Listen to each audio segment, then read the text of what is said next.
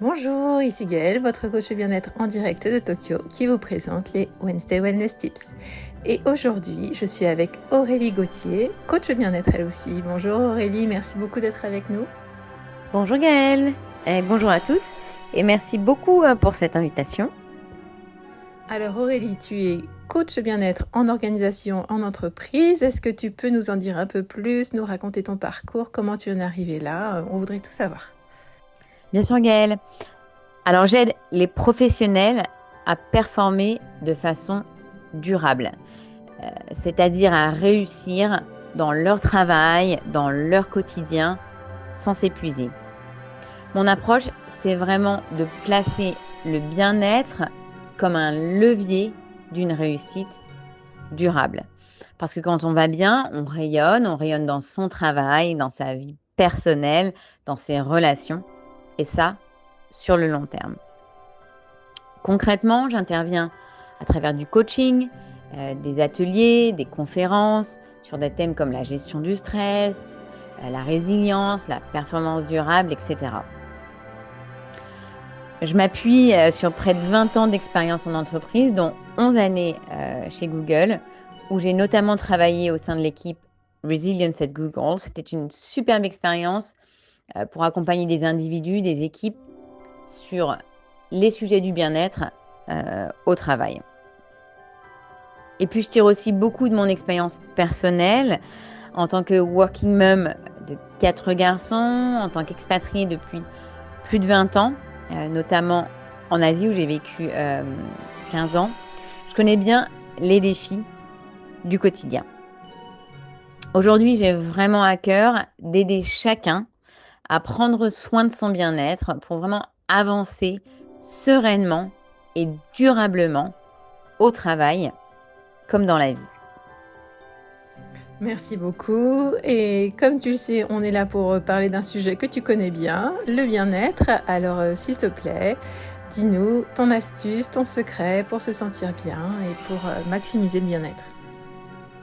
Alors le bien-être, moi j'imagine comme un gâteau divisé en plusieurs parts. Alors il y a la part du bien-être physique, celle du bien-être mental, le social, le spirituel.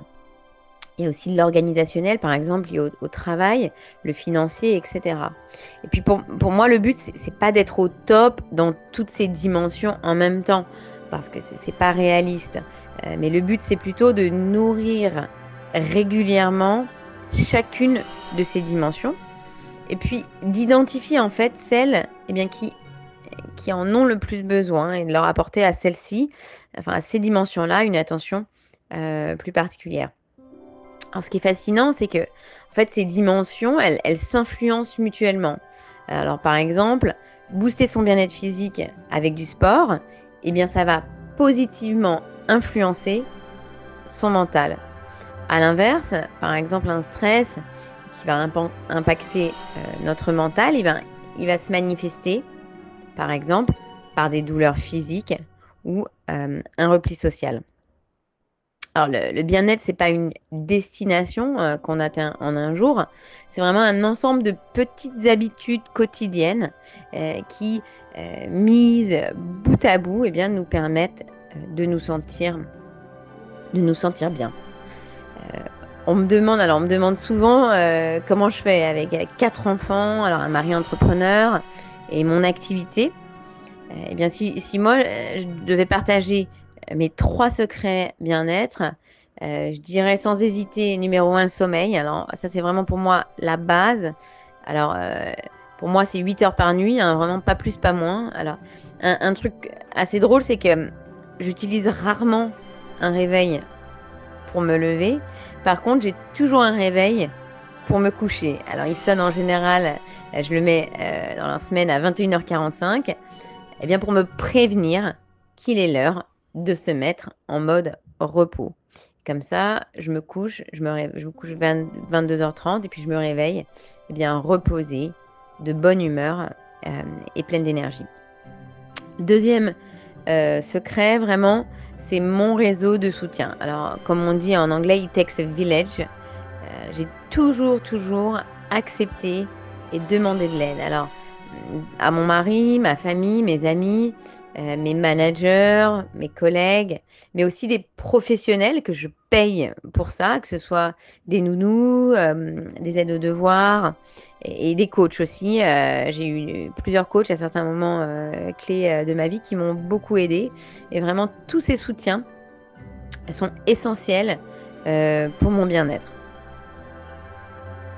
Et puis, mon troisième secret, c'est le positive mindset.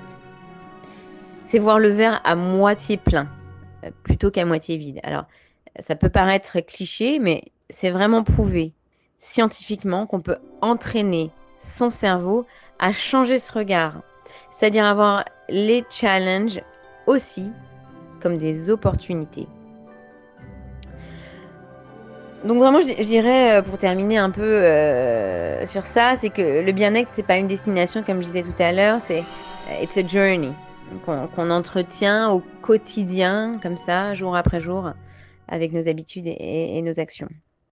Merci beaucoup Aurélie de partager avec nous toutes tes astuces. C'était un vrai plaisir de t'avoir aujourd'hui.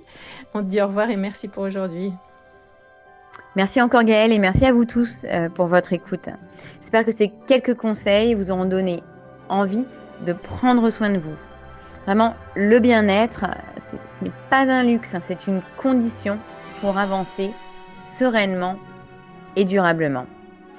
Et puis si vous souhaitez suivre mes partages autour du bien-être, de la performance durable, retrouvez-moi sur les réseaux, sur Insta, @wellbeingyourpotential, et sur LinkedIn, Aurélie Gauthier Olmedo.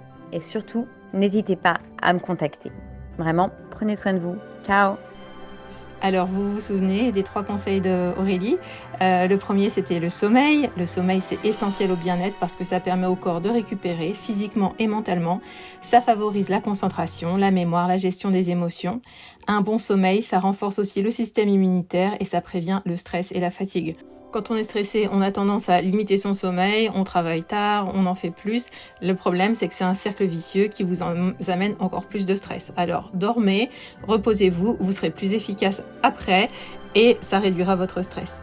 En deuxième, elle nous a dit qu'elle demande de l'aide. Alors, demander de l'aide, ce n'est pas toujours facile pour tout le monde, mais c'est important pour le bien-être car ça permet de partager ses difficultés au lieu de les garder pour soi. Ça aide à diminuer le stress et le sentiment de solitude. Recevoir du soutien, ça permet de mieux comprendre ses émotions et de trouver des solutions adaptées. Même si c'est difficile, ça montre du courage et une bonne connaissance de soi. Enfin, ça favorise des relations plus solides et une meilleure santé mentale. Et son dernier conseil portait sur l'esprit de positivité, voir le verre à moitié plein plutôt qu'à moitié vide. Adopter une attitude optimiste face aux difficultés, ça réduit le stress, ça favorise la résilience face aux épreuves. L'optimisme, ça améliore la santé morale et physique parce que ça diminue les émotions négatives. Ça permet aussi de mieux apprécier les réussites et les moments positifs du quotidien. Et en plus, ça renforce la motivation et la confiance en vous. Voilà. Si vous avez besoin d'aide pour mettre en action ces 3 astuces, vous avez ici 2 coachs bien-être à votre disposition. On vous attend. Voilà, je vous laisse y penser. Je vous dis à la semaine prochaine. Et d'ici là, rappelez-vous d'être la version de vous-même que vous préférez. Au revoir.